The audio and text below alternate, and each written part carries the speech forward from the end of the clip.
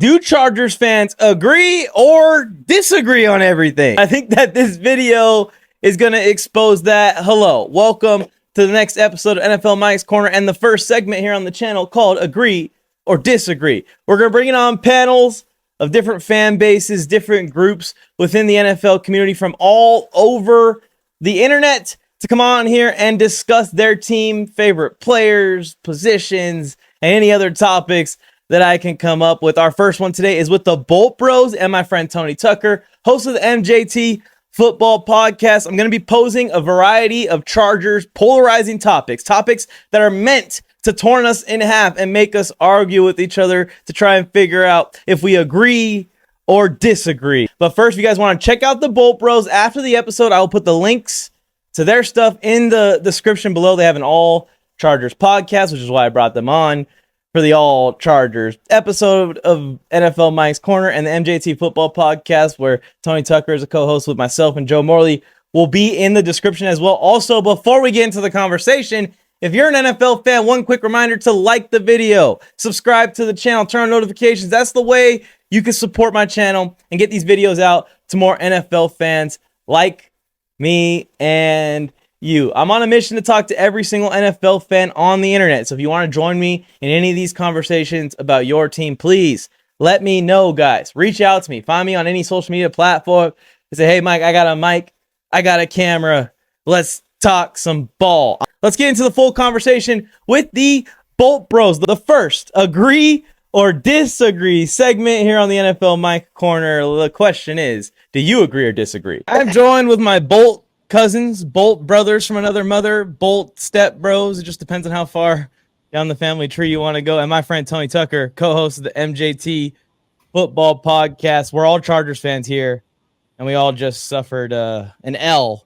But on the bye week, we're going to bring you guys a bunch of topics today in the first agree or disagree segment here on the NFL Mike Corner. I'm going to go around the table here and just briefly ask how you're doing and just quick reactions to the game first.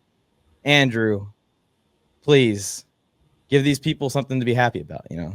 Yeah, I think you could take a lot away from the defense. I think the defense played very well. Again, Chiefs are good in offense. We all know what Patrick Mahomes can do. And bottom line, the defense is great. Offense needs to be figured out, but I think the injuries definitely piled up that made it difficult for us to operate correctly as an offense. Joel going down, Rashawn Slater most notably, made it extremely difficult for us to protect Herbert for one during his injury, as we all know. But, you know, there's some good to be taken away. We have some pieces, but maybe not all the pieces, but we have some pieces to be competitive. So good time for the bye week. I think week 5 bye was a little stressful, but I think it's a good time for us to get healthy and get our offense right. I think our defense is going to be fine the rest of the season. So that's my takeaway. It's kind of crazy. We all were frowny facing that week 5 bye at the beginning, but now, thank the heavens. Yeah, holy smokes, we need it really bad. Kyle, what's up, man? How are you feeling right now? That 2-2. You know, 2-2 is not all that bad. I mean, we're still on track, I think, for, I would say, a winning season for sure and playoff bound 100%. Like, look, we all knew kind of going into this Chiefs game, it was going to be a tight one. We know the Chiefs are tough.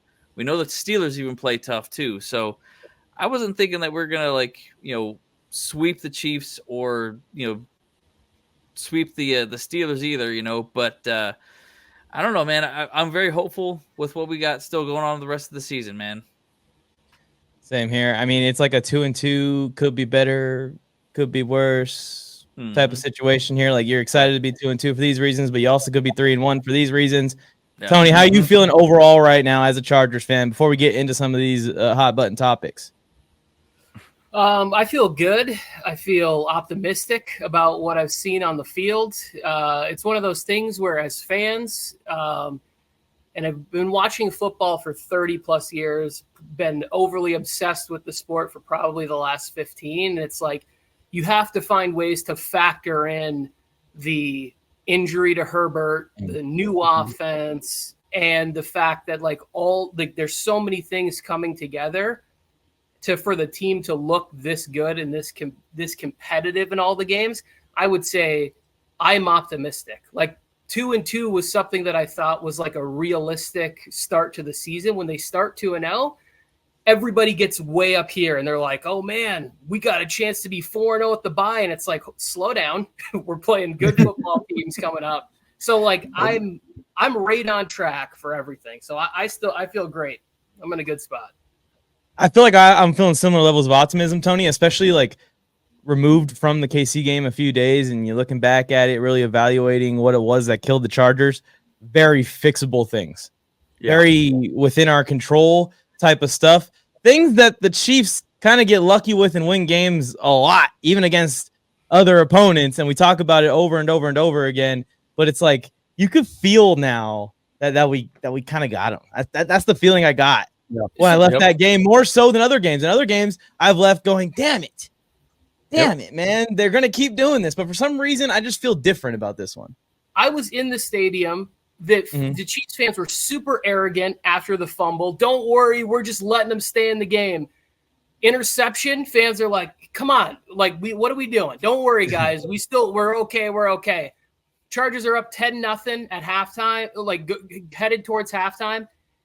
They were silent. 4 minutes left. He hits the shot to Xavier Worthy, and then you could finally see the red in the stadium light up again. Like they were so close to draining the life out of the team, out of the stadium, and everything.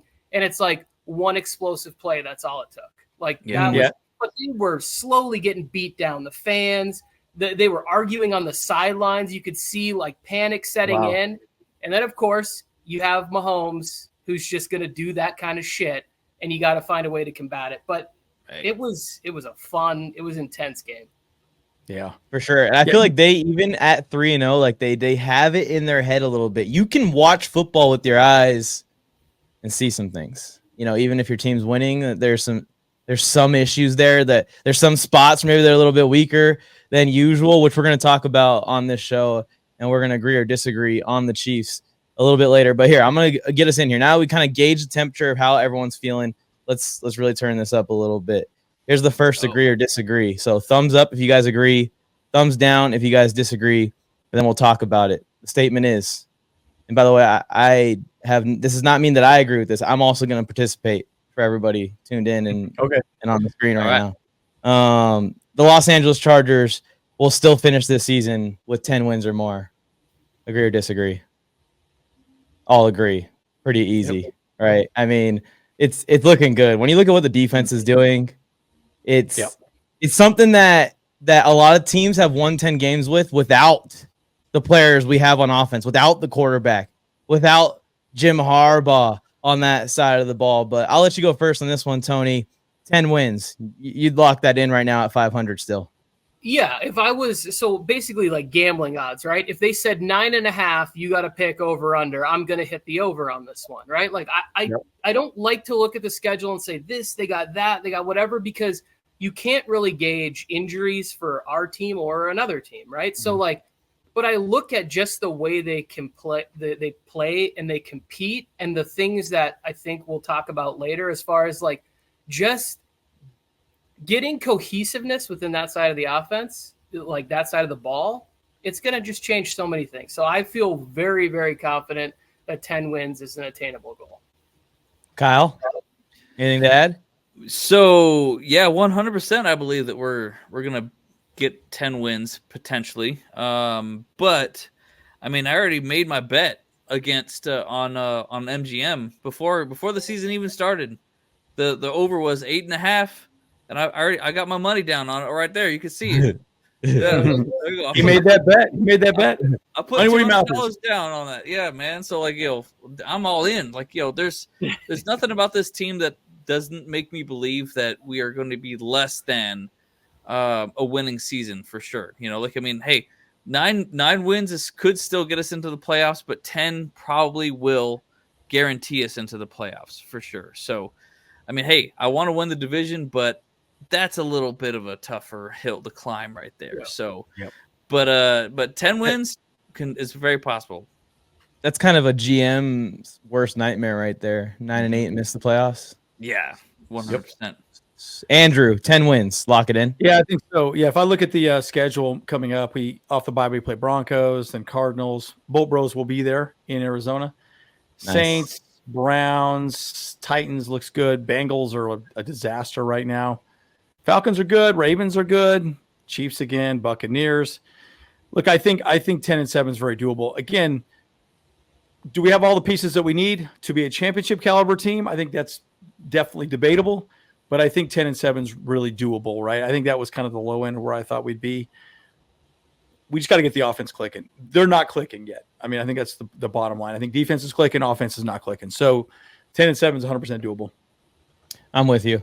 And I agreed also for the reasons of the defense, for all those other reasons you guys mentioned. And then my last point was going to be the schedule. I feel like the Chargers, especially the upcoming schedule, the next 6 to 8 weeks, very light for the Bolts to kind of get things rolling here out of the bye week too. It's if they can get healthy, it's working out perfectly for the rebound and for this 10-win trajectory to be very easily accomplishable. All right, next topic right here. This is the one that the entire fan base is going at each other over. Okay? All right. Agree or disagree? The Chargers' current run to pass ratio when it comes to play calling this season is good. Agree or disagree? I'm in the middle. Can I say middle? The current pass to run play calling ratio. I'm going middle. I'm going middle. I'm going to go middle. There's purposely some room here, so that way you can kind of wiggle with the statement, right? I just said good. I did not say excellent, perfect, exactly what we want all year or in the future. It's just been good so far. But Kyle, I think you were the only disagreeer really fully on the disagreement train. Fire it out there for the people. I mean, you want to see us pass more, obviously. That's what a lot of fans want. I want to see us pass more. I'm not saying I want to see like 20 more passes. I want to say maybe 10 more passes out there, you know? Like, I mean, I want to see Herbert getting 200 yards a game, like a little bit over that, you know? Because, we definitely needed to have that balanced run-pass game for the past couple of years, and we have a good running game now, but now our pass game is suffering.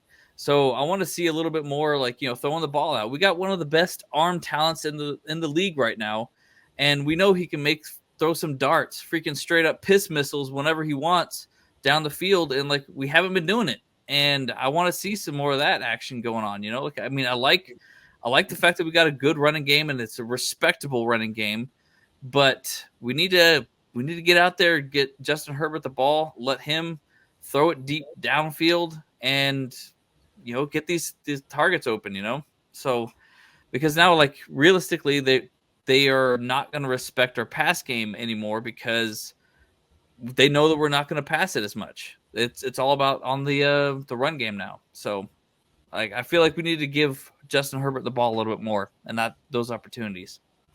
I hear your sentiment, and I hear the online sentiment of a lot of very vocal people out there, especially on Twitter. Mostly, I just see a lot of people saying just whatever comes to their mind. And I guess that's kind of what Twitter's for.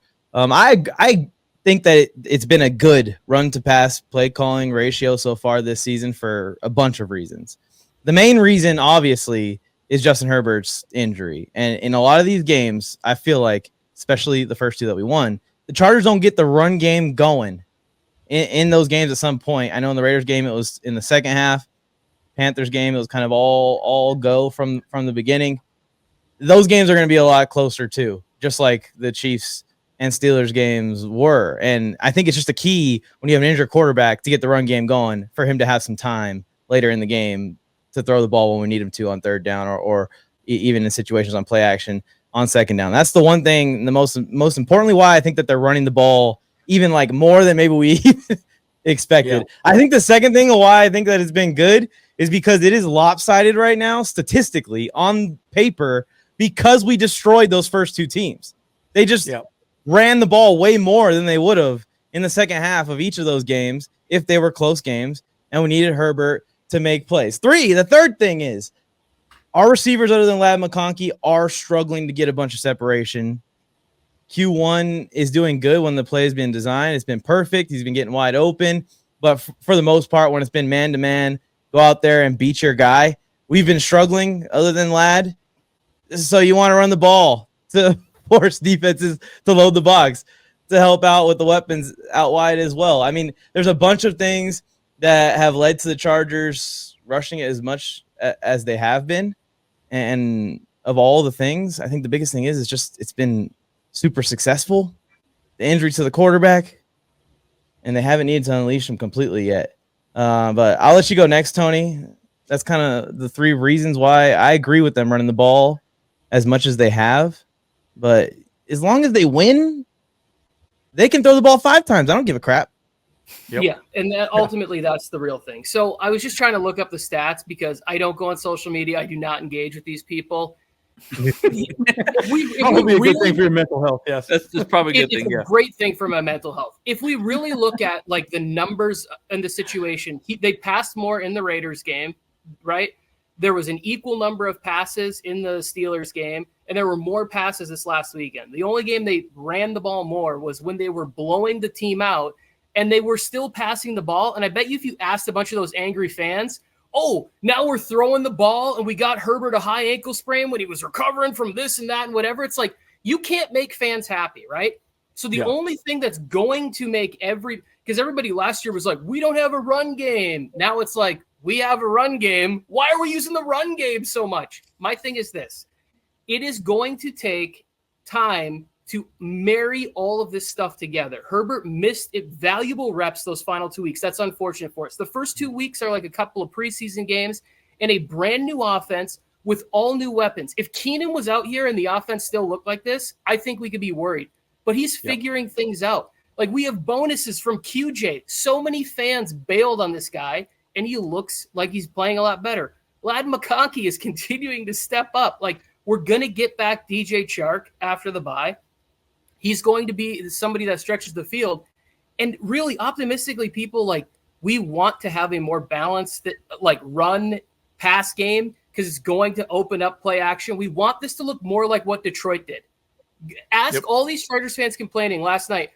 Goff threw the ball 18 times, went 18 for 18 because they were wide open, because they were trying to stuff the run. Detroit only ran the ball 16 times. On 35 plays, they scored 42 points, people. Like, this is the ratios that we're trying to get to. We're trying to get to more of the Baltimore scenario where it's like, yes, right now it's having trouble clicking, but it is going to catch up to being something that's better. And pass numbers are going to be down just in general because of where now the ball's going out to the 30. Now teams are, if they pick up 1 first down, punters are good enough to flip the field. They're playing more shell coverages, which is taking away from more explosive plays in the pass game. Like, do I have some issues with sometimes when they're calling run versus the pass? Sure. Would I have loved to see a different outcome when they went for it on 4th and short? Many things could have been different there. Let's challenge that. I don't think Palmer was touched to the ground. They're showing it on the big screen. Like, there were a lot of things that were happening there. I just would encourage everybody to go, like, if you believe in Justin Herbert, this will work itself out, and they're going to win games. And ultimately, the best thing about Herb is he doesn't give a shit about any of it. He wants to win. He's a winner. He wants to win. He's tired of this, like, close loss, close but no cigar BS that's going on. Yeah, and I like how quickly you're able to just look on Google and see real quick, like, oh, yeah, they are passing the ball more and more each game. And it reminded me of the circumstance in that Steelers game too, Tony. Remember, our passing game was picking up when Herbert went down and re-aggravated. Like, who knows where that was going at that point in the game. You could tell that all of the pounding the rock in the first half was starting to wear and tear on their secondary, and they were starting to get cooked up. One other thing I want to jump in real quick. The scripted stuff at the beginning of the game all looks good. At a certain point, it's going to catch up, and more of the offense is going to look like what it does at the beginning. They're scoring on a lot of the drive against the Chiefs the other day, the Steelers game. They're scoring early. They're getting going with the scripted stuff. The more familiar everybody gets, the more the offense is going to catch rhythm. We got to give it more than 4 weeks before we're just like firing people and calling people busts and whatever else. Yeah, and everything in between. Also, the thing about Herbert refusing to lose, we saw him freaking out on the sideline. Maybe I'll clip something in here for the viewers in the edit. He don't want to lose, and he knows. Harbaugh knows. We all know on this screen. Everyone knows watching this. Without a run game, we ain't going to win. We've seen it. Yeah. We just experienced it. But, Andrew, you're kind of on the fence, right? You think that the run-to-pass ratio is good, but I think there's a but there. But go ahead. Yeah, I was just going to say the scripted pieces was great, right? You saw what we did at the very beginning of the game. We looked really good, looked really dominant.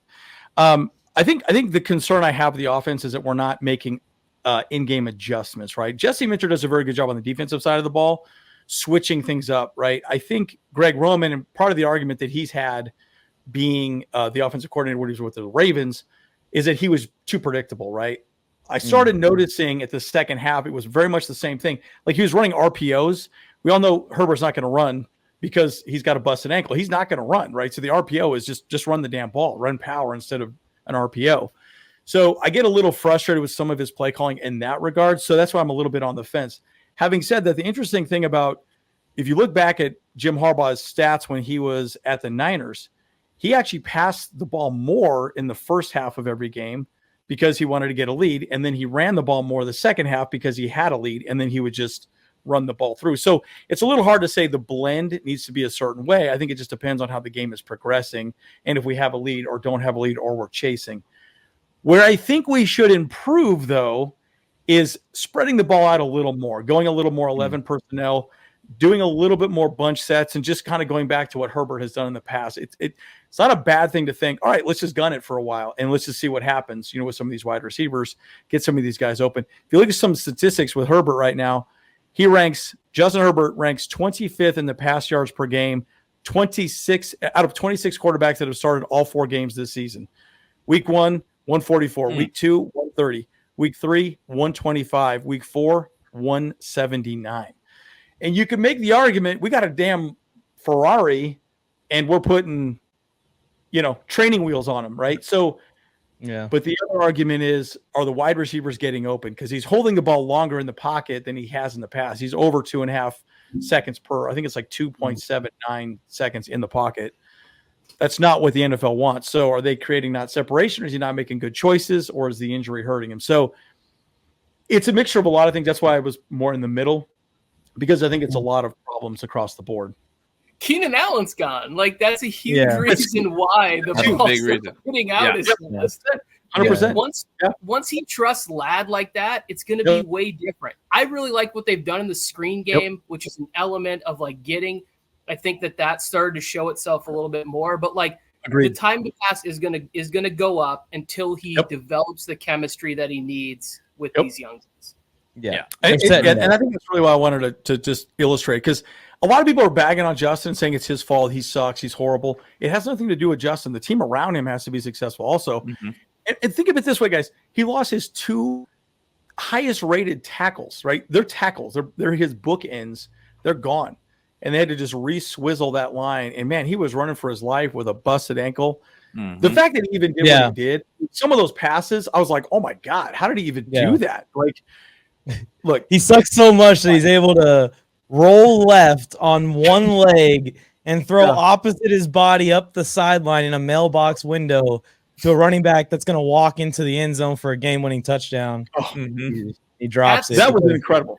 J.K. Dobbins can't catch a freaking he can't catch a kickball. He can't catch a on that play up the sideline. I shouted in the stadium. I go, "Did you guys see that throw?" And the Chiefs fan goes, "He didn't catch it." And I said, "I didn't say the catch. I'm talking about the throw." That throw was insane on a bad leg, limping. He gets his hips flipped just enough to feather a ball up the sidelines.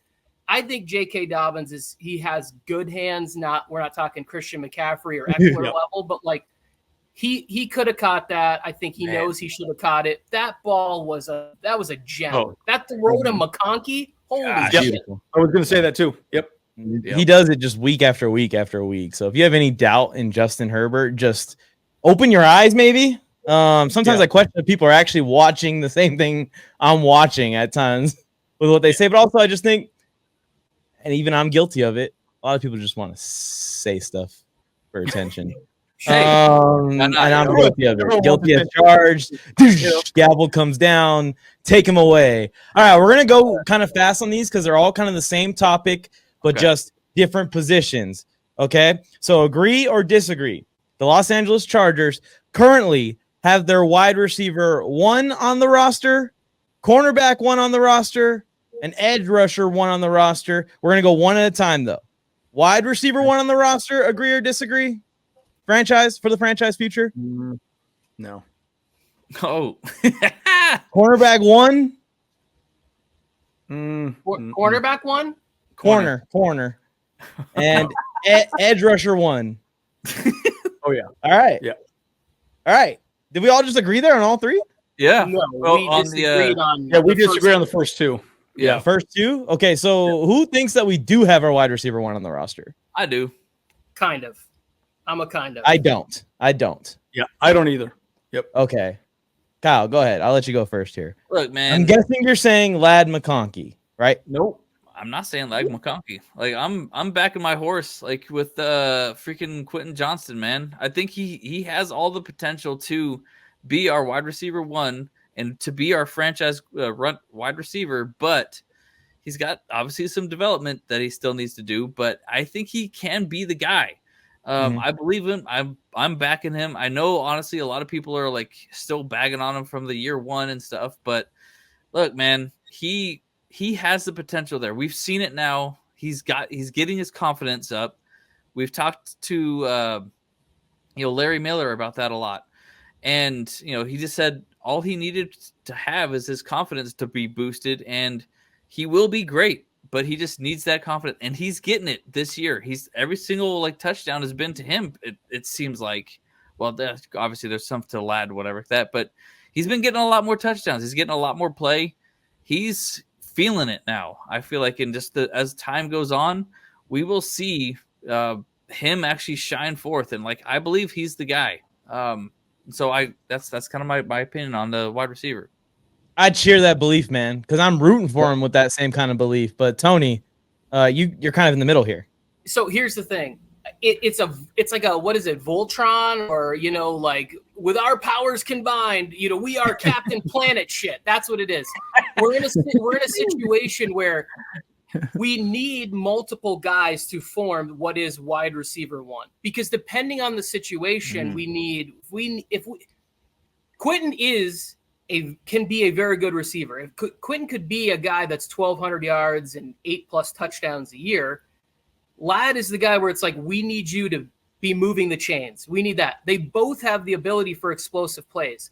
If you're this idea that wide receiver 1 has gotten blown out of proportion because it's fantasy football is smothering the minds of people. Yeah. But all the best Patriot teams in the world had Gronk and Edelman and Chris Hogan chips in, and it's or whether it was Wes Welker and Randy Moss. And you have to have multiple things for what the situation calls for. Very few teams get to have Justin Jeffersons, get to have Jamar Chases, Calvin Johnsons. That's why these guys are unique freak Hall of Famers. Even a team like the Eagles is hey, we have to pay A.J. Brown, and we have to pay Devonta Smith, and we have to go sign Saquon Barkley, because we need all of these things even after we just gave our quarterback $250 million. So, is the wide receiver 1 on the team? Yeah, but it's a combination of the two.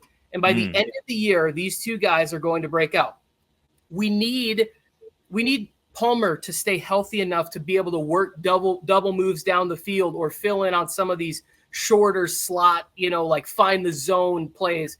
And we need Shark back to work down the field. We need Dede to stay healthy. I think after the break, we could see a few more things where it's hey, let's try to lighten up this box a little bit more in that element, because Roman wants to push the ball downfield, but you have to have a quarterback who's healthy enough to be able to get under center to make the play action work. And the guy went from plantar fascia to high ankle sprain. So we don't even know how he wants to move the ball down the field. And he is by far the best thrower, the best quarterback that has been in this system. And eventually we're going to get a chance to see it, operating at a super high level. So just be calm and be patient. It's going to be great. That is a good point, Tony. That even Harbaugh's, you mentioned the Patriots, but even the 49ers team that went to the Super Bowl, it was Crabtree. who, Yeah. is playing in a And time where you got Megatron and Jordy Nelson and Deshaun Jackson and all these guys. Mario Manningham, they got him from the Giants, was on that team that went to the Super Bowl. Randy Moss was on his last leg on that team that went to the Super Bowl for the 49ers. They made a great receiving room out of the bunch of people that were all there. But again, those 49er teams were unbelievably healthy. You never saw Joe Staley going down in that thing. You didn't see Justin Smith missing a bunch of games. Like, we need to get these guys healthy and back on the field playing, and that's how you start stacking shit up. 100%. I'm with you. I think that we just got to find our Michael Crabtree, and it should be Quentin Johnston. It should be. But the reason I'm saying disagree is just because I don't think it's going to be Quentin Johnston. I do think that, Johnston's a good player. He's a guy that's going to contribute a lot this season, obviously, with the injuries we've had and what he's done already. I think that there still is some issues that we even saw coming out of the draft before the rookie season went haywire. That, to me, even at camp and at practice, I see as issues, and it's just tough for me to believe that he's going to ever get to a point where he's well-rounded enough that his touchdown doesn't need to be schemed wide the hell open to become a possibility, that his deep shot doesn't need to be schemed wide the hell open, because it feels like when anything's contested, when it feels like anything's one-on-one with Quentin Johnston, needs to beat a guy off the line, get a slant to get us a 3rd and 3 conversion. He's not Michael Crabtree level even when it comes to that. And I think Josh Palmer can be that guy. But Josh Palmer can't stay healthy. That's the problem. He can't. There's no reason to think he will in the future if he hasn't his entire career. Ladd McConkey has wide receiver 1 potential. I believe in that. He just has to be that next level small guy for it to result in him being the franchise core number 1 option. I think that we are one addition next offseason away from the wide receiver room being fully complete. When we look at a post Chark, and now I'm starting to think possibly post Palmer depth chart here. One more receiver in there as the top guy, moves QJ down 1. Ladd's primarily our slot receiver. That, to me, I think it would be absolutely beautiful. But Andrew, you're kind of with me here? Yeah, I agree with Tony and Mike. Yeah, both you guys. I'll add a little more to that. Malik Nabers, after I think has 345 yards combined.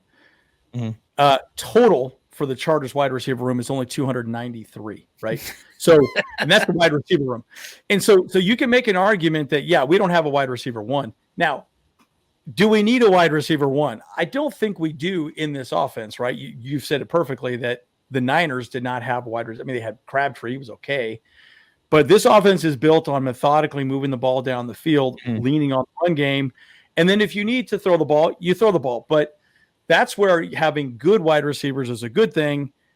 The argument could be that our wide receivers are just not creating a lot of separation where they need to really giving Herbert help. But I think that'll come in time, as I think Tony said as well, too. So do we have a wide receiver 1? I think the answer is no. I think we got a lot of wide receiver 2s and 3s. And we're hoping that's going to be enough for this season for us. But again, the creativity, is there. I think the screen game has worked out fairly well. I think, we should lean on it a little earlier than we did towards the end of the game last week. But yeah, we definitely don't have a wide receiver 1 on this team. I am with you though, Kyle. I just want to say this because I'm not shitting on QJ. I do think the size, the speed, it's there. It's there. There's just something else. Some other things that aren't. I think it's a confidence. It's his confidence. Yeah, that's it. He just needs to get his and just straight up. He struggles to catch the ball with his hands above his head and over his back shoulder, which is like 101. I can do that, but Tony, there was right in front of me in the end zone right before the 3rd quarter. There was a clear PI where the guy's not playing the ball, runs through. Quentin, the ball should have been down at the 1, whatever. And I was like, you know what? It's fine. I even looked at a Chiefs fan. I was like, come on. He goes, no, that was PI. 4th quarter, turnabout, fair play. Gilman gets called for a penalty. The ball gets moved up to the 1 yard line right in front of me. And it's like they got the call that they wanted. Now, I don't like to get in there and harp on the referees or whatever, but people are feeling a lot different about Quentin Johnston if he continues to stack up these games. So when he has a game where he has 1 catch for 9 yards, everybody gets mad. I always do this old guy thing where I'm like, name your top 10 best wide receivers of all time. Let's go through and talk about all the Super Bowls that they won. from that list, it's usually Jerry Rice and Tyreek Hill, like of the top 10 wide receivers of all time. So that is not a precedent that you need on a team to win a Super Bowl. What you need is a team that can win in the different aspects of a football game. And I believe that they have that on this roster. Even Hayden Hurst is getting open. There was a play in the beginning of the game. You go back and watch the L-22. I was sitting in the L-22. He throws the ball deep to Quentin to give him a shot. Hurst comes wide open over the middle for a big gain, 30, 40-yard chunk on that drive. And it's like, it could have been there. He just missed it. Eventually, he won't miss that. Yep. Yeah. Agreed. It's right there. We're like right there. It's just got to connect. It's week 4. We're getting into the mid-season form, as they like to say in the football business. All right. The next one was cornerback 1. Who agreed that we do have our current franchise cornerback 1 on the roster? I don't think so. I did. Yeah. Andrew, no, right? Look, I'll go first in this one. I am a giant Asante Samuel Jr. fan. You can ask Tony. I have backed this guy since the day they announced his name after that pick because of how much I liked him coming out of college, how much I liked him as a rookie, and how much I still like him to this day. He just isn't quite built as a shutdown cornerback 1. He doesn't have the tools, the speed, and the size. He has the mentality. He has the skill set. Like, he has the technique. But to just go out there and lock down Davante Adams when we need him to go out there and lock down Davante Adams. When I think of a true cornerback 1, I think of the guy that I send out to guard Davante Adams in one-on-one coverage with the game on the line, which you're not going to do to your guy very often. But that's what I think of when I think of cornerback 1. I wouldn't trust anyone on our roster right now. I do like what we got going in the cornerback room. It's another situation where I feel like we're one ad at the top of the depth chart away from it being a complete group. I'm worried we're going to lose Asante to free agency. We'll see what happens because Harbaugh's going to want someone out there that can tackle big running backs in open space or take on, pulling blockers if he needs to take on a blocker, and he just might not want to chip in the money towards Asante Samuel with his size and stuff. And Asante is going to want some money, man. He's had good seasons. He's produced a lot of turnovers. I just don't know if it's really going to gel for Harbaugh, what he wants at cornerback 1 specifically. Tony, I'll let you go next. We need a corner. Let Andrew go first. I'll let you go, Andrew. A lot of people what to say. Yeah, I'll say this. Asante, I love him to death. You're right. The dog, he's got plenty of dog in him, but he's undersized, man. Look at that one. What was it? Was it last week? It wasn't versus the Chiefs. It was versus the Steelers. He went for the pick, missed it, caught the ball. 20-yard explosive play right down the side, completely flipped the game at that moment. And by the way, we interviewed Asante Samuel on our podcast, and he's awesome. Like, he's a fantastic guy. I love him. Is he a cornerback 1? I think the answer is no. I think he does everything right, but he's not a very good tackler. And, he kind of goes for the ball a little more than he goes for the tackle sometimes too. So he's got to clean that up 100%. Fulton is not either. I think Fulton's very good. I think he's as good, if not better, than Asante Samuel in a different way, but he's had injury issues too as well. So I sometimes sit back and say, we're so close. I think we have two cornerback 2s is what I think we have. Yeah. Right. And I think Dean Leonard and these other guys just here, Taylor, are pretty good. I think Tarheeb could be good too. But I don't see it there yet. I just don't see us there yet. So, what's crazy is that Zont is probably a near all pro slot corner. Yes, he is. Yep. Go ahead, Tony. He doesn't want to play there. So I approach no way he does not want to play there. I mean, when you're inside there, you gotta be a willing tackler, and he'll do it. He doesn't like it. I approach this question like this: are you going to give an allotment of money like you would give to L'Jarius Sneed? Like, are you going to give that $25 to $30 million to either one of these guys on the roster? No. And then secondly, are you going to ask this guy to say, hey, we're bringing the house on this one, and I feel comfortable leaving you in a man situation? Because if you go back to Jesse Minter's time in Michigan, I'm a big Michigan Wolverines fan, grew up in Michigan. We don't need to go down that road. Will Johnson, 6'2", going to be a top pick in there. He's a guy that you're like, hey, we're bringing extra pressure on this one. We got Will out on one side. We're going to have our safety play over on the top side of blanket on the guy's name who got drafted this year. I think he's in Carolina or something. we will figure it out. We'll feel fine doing this thing, and we're going to bring a little bit extra pressure. They don't have that guy on the roster. We're not seeing as much of. We're seeing creative stuff from Minter, but we're not seeing, hey, we're sending 6 on this player. We're sending 7 because we're going to leave Jasir one-on-one here, and we're going to leave Fulton and this guy out, out on islands here and just play one high or something like that. And the other 7 guys are all going after the QB. We're not seeing that. That's what I think of when I think of CB1. Yep. I don't like to give these guys the labels, but it's like, what can you do for the team? And neither one of them, I don't think they feel comfortable putting him in that situation or paying him that kind of money. I'm with you. Well said. Well said. Kyle, CB1, who do you believe in, bro? Who is it? Tell me. There's a dog in there somewhere, huh? I'll say this.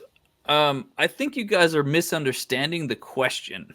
Okay. Because you guys are all saying you want your CB1 to be a top 10 corner in the league. And we don't have a top 10 corner in the league right now, but we have a CB1. Asante Samuel is a CB1. He's able to shut down Davante Adams. Davante didn't do jack squat during our Raiders game. He had like 50 yards, so he did great. He shut him down as best he could. And 100% he can do it. Yeah, he's not like Deion Sanders out there. He's not like a lockdown, no-fly zone kind of thing. Yes, he's a little shorter, whatever, but he can handle it. No problem. He is 100% our CB1 right now. But I do believe that Tarheeb. You trust him going forward. That's the main thing. You trust Asante going forward. Okay, cool. Right. I would actually franchise him, trusting him going forward because he has the juice.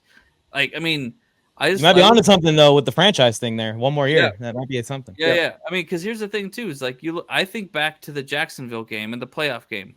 He got 3 interceptions. Yeah. That first half, all him. He freaking handled freaking homeboy like no one else. So he's the guy, guys. That's what I'm saying. And obviously, I like Tarheeb still. Looking at more tape from him.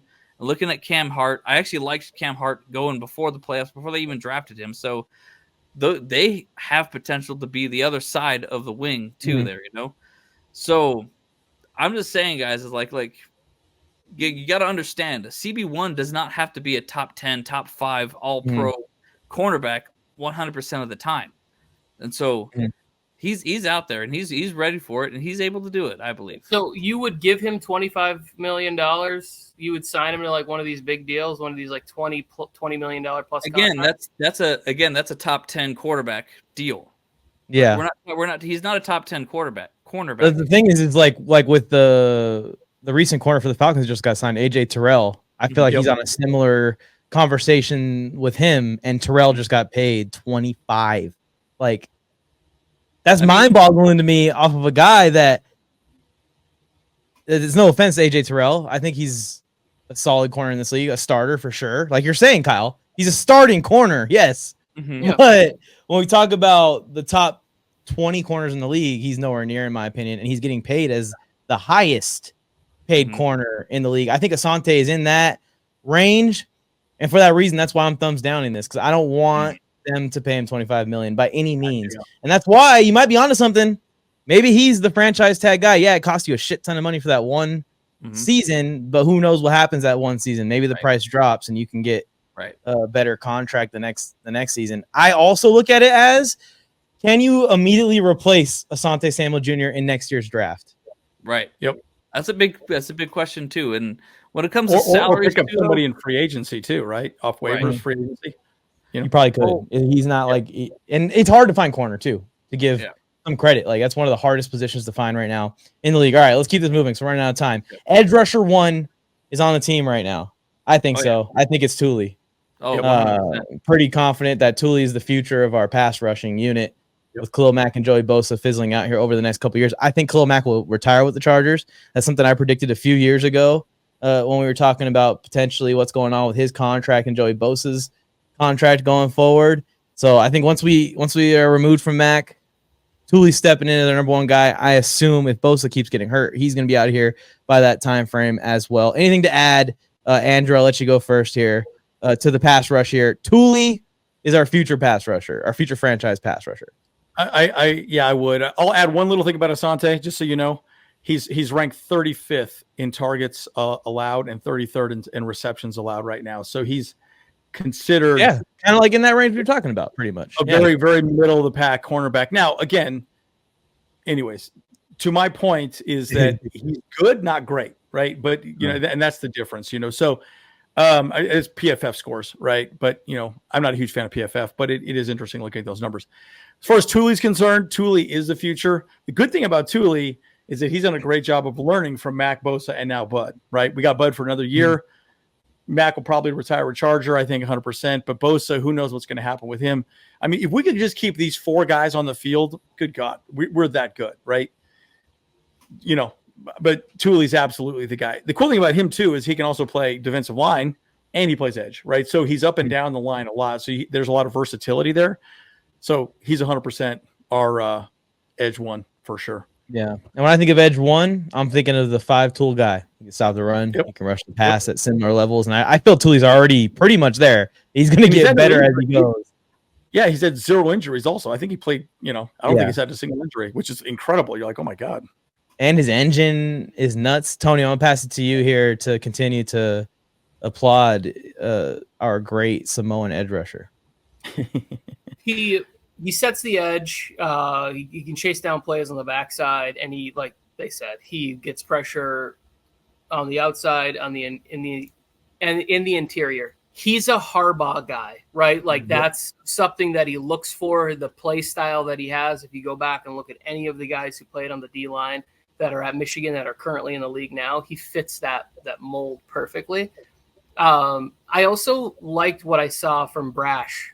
I don't think that they're ready and comfortable enough to roll him out there, but if he can stick around on the roster, he can be somebody that's there, and they will find ways to develop like in that area. Like they will stress those two, like trenches will always be what he cares about. It will never deviate. So next year when we get to this conversation in the draft and everybody's like, I really want this wide receiver from fill in the blank state university, you're not getting him. So stop talking about it. Like, you guys could be excited about Colston Loveland from Michigan, who he loves, who's somebody who's willing to block and is an elite like level tight end pass catcher who would elevate Herbert in certain areas, especially in the seams. But it's most likely going to be like, hey, we're drafting late 20s, hopefully 32, but it's going to be like D-line. It's going to be offensive line again. It could be like the best center. It could be the best interior defensive. It's going to be that area they're going to focus on. Yeah. And we've seen it the last 2 weeks, guys. We've seen it the last 2 weeks. For us, on one side, our front seven kept us in that game pretty much, even weakened. And then the week before that, the Steelers front seven, they're edge rushers. They eventually take over that game. It can carry your entire team when shit's hitting the fan on other parts of the roster, in the secondary, on offense. And I agree with you, Tony. I think that as much as we would love tight end or running back, they're going to do that in the middle of rounds because they trust what they can get in the middle of rounds is going to fill in to be George Kittle, who was drafted in the 3rd round, or Travis Kelce, who was drafted in the 3rd round, or name them all basically, because it seems like all the tight ends that get drafted early don't work out. And all the ones that get drafted in the draft do work out. All right, let's move on. Let's talk about the AFC West here with our last few minutes, because I got to get these topics in. These are really the only reason that I want to talk, because I just want to talk shit about the other teams. But anyways, here's the next agree or disagree topic. We got 2 AFC West topics here. And I'm really interested to see what everyone says here, especially with some news that broke today. Agree or disagree? The Denver Broncos will finish this season with more wins than the Las Vegas Raiders and will defeat the Las Vegas Raiders, ending their losing streak versus them. Oof. That's this Sunday's game?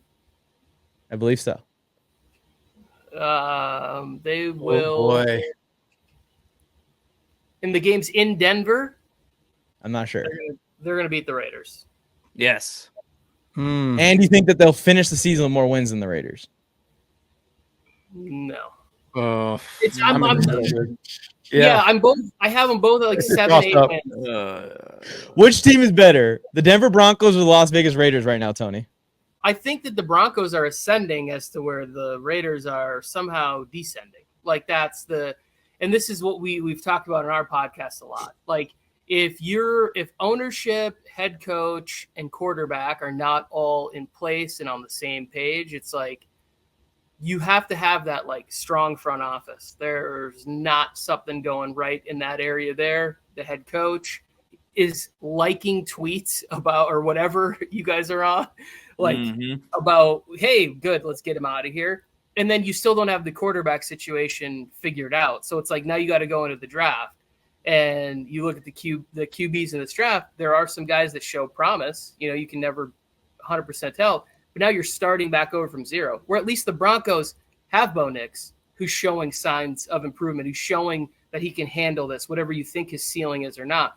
They have Sean Payton, who's been a successful coach in the NFL. They have an ownership group that's like, hey, we burn money for fun. We literally gather around a fireplace and just throw in bricks of $1,000 bills. What, those don't exist? They do when you open Yeah. When you open Walmart, yeah, for sure, right? We melt down gold bricks and make gold fronts at our all-white parties or whatever they're doing. Yeah.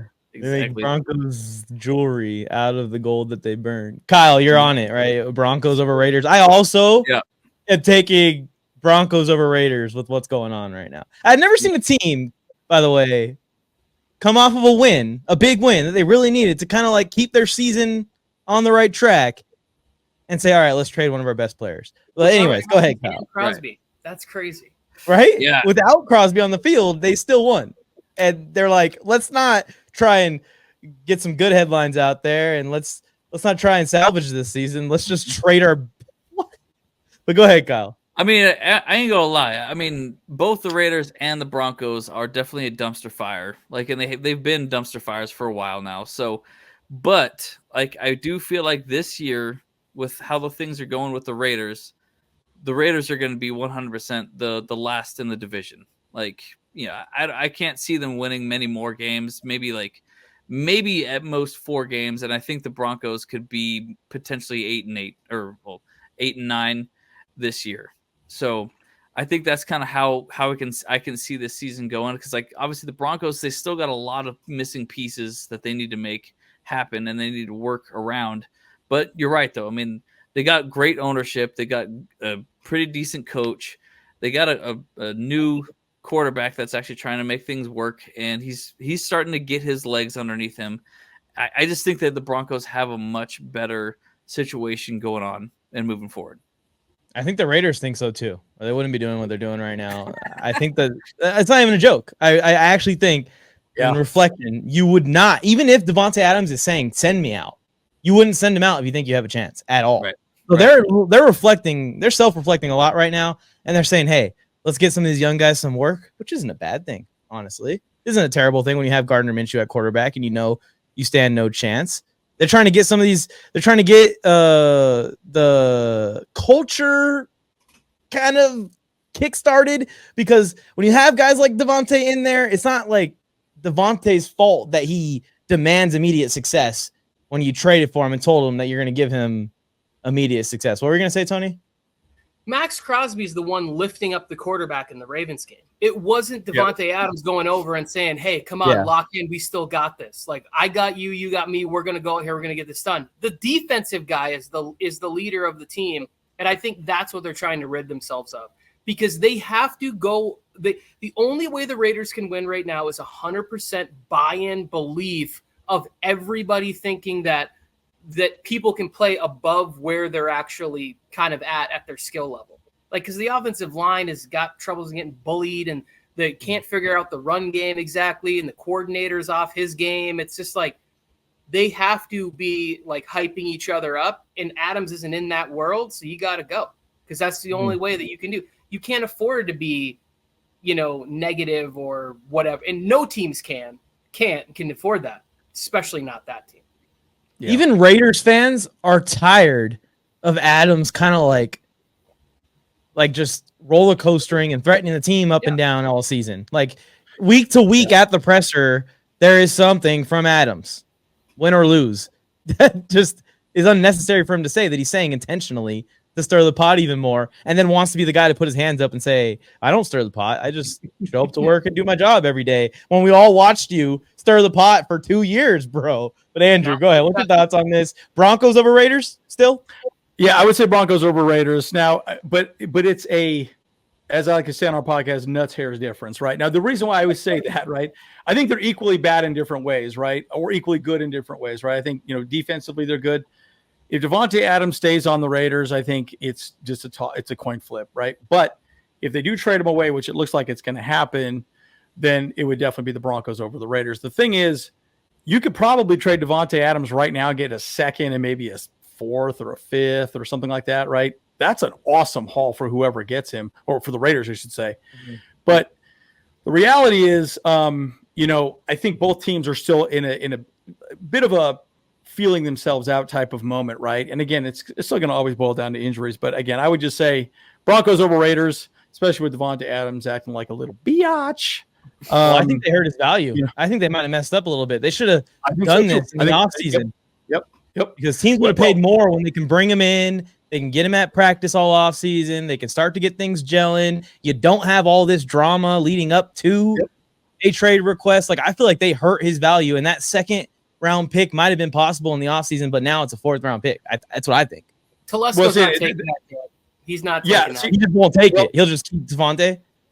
No, I'm saying, he wasn't going to show up in the offseason, Mike. He was not going to show up in the offseason. Hey, guys, I'm here from the Chargers. First thing I'm doing is trading away your best player. Yeah. He did not want that kind of smoke from Raider Nation. It seems like they wanted to become Davante Adams' fault first, and now they're doing it. Yeah, he needed to let him ruin it himself, so the fans are like, hey, Tom, get this guy out of here. And Tom can be like, I heard you guys loud and clear in my, my 3/4 zip, from up in my tower watching the game. Like, he's fine. He's not trying to piss those guys up. The good thing about Tom, he's a terrible negotiator, right? We all saw the contracts he got. So you know what? Great. He'll get less. He'll get horrible value. I will say this one last thing. I did post this on our YouTube channel. Literally got like 500 likes from this. Melvin Gordon came back and said, I think it's applicable to Davante Adams. He came back and said, if I could go back and change everything, I would never have left the Chargers ever. Remember how he sat out, ruined his situation? Yeah. I can't even remember exactly. I think he came back and then he wouldn't play. It destroyed his career.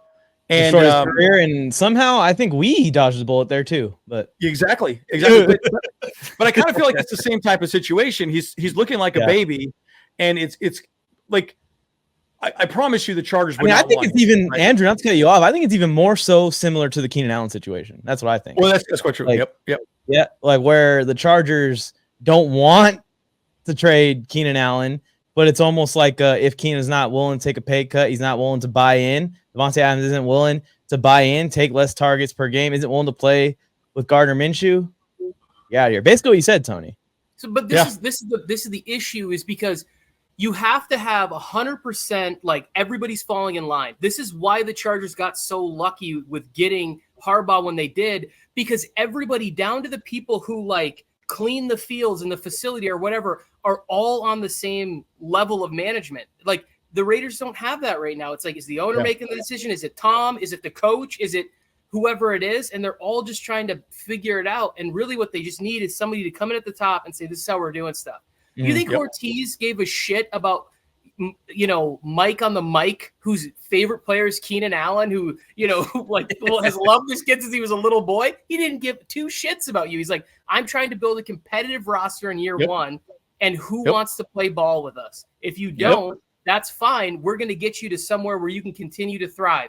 Hey, the Bears are offering us something. This is a great situation for you. Everybody wins. We would all love Keenan to still be on this team. As a matter of fact, if he parts ways, I hope he comes back next year and he's on the team, on the Chargers next year. I want Keenan back on the team. Yeah, and we're still paying him $12 million this year, by the way. And Mike Williams, I think, $10 million too. Paying his ass, and he's on another team. It's like, God damn it, Sometimes you learn lessons and you come on back. Sometimes you learn lessons, you come on back. Hunter Henry, Keenan Allen, back to the Chargers next offseason. I heard it from a birdie. There you go. That'd be amazing. It'd be so amazing. That's a good way to end the show, y'all. Yeah. That's a great way to end the show.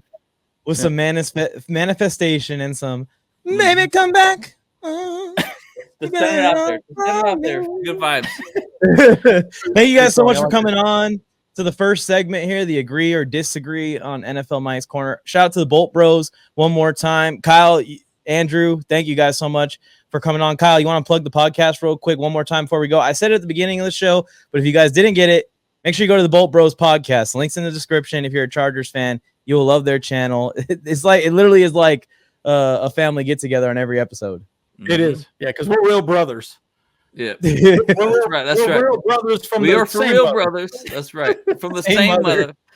Yeah, man. We we do our live shows every Saturday before the game, and they do it after the game, and then we also do a little bit of a Madden game during the week. We go live. Then we also constant daily content on YouTube, and catch us out there. Like, we like to have a good time because we're not here for a long time. You know what I'm saying? Ayo. Yeah.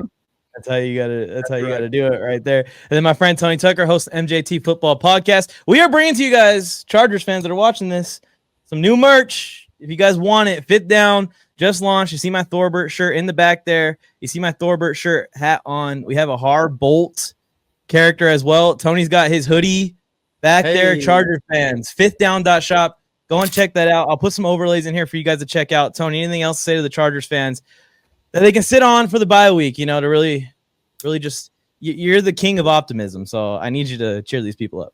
I have no doubt in my mind things are going to work out just spectacularly for this offense. Just be with it. And when it does, you're all going to be like, this is what I was saying the whole time anyways. So just keep saying it right now on the internet. Your negativity does nothing for the team, for other fans, for nothing. Just find ways to be positive about the situation. It's more enjoyable that way. Yeah. As well. But, all right, guys, remember to like the video, subscribe to the channel, turn on notifications. How will the rest of the NFL's fan bases and teams react when the Los Angeles Chargers win their first Super Bowl this year? I guess sooner rather than later. The ball definitely won't lie. Thank you for tuning in to another NFL Mike video. Now it's time to go make more football friends or go and compete in the Mike's Pickems Challenge or against me in daily fantasy football challenges by joining my completely free NFL group chat. Or head to fifthdown.shop and check out and see if we got your team's newest designs. Or now you can simply rep your favorite players without having to wear another team's gear. And then tag us in pictures of you wearing your Fifth Down merch for a shout out in the next episode of NFL Mike's Corner and help us reach our goal of getting 1,000 NFL fans wearing Fifth Down. Or you can head to the next NFL Mike video by clicking it. It's on your screen. Go ahead.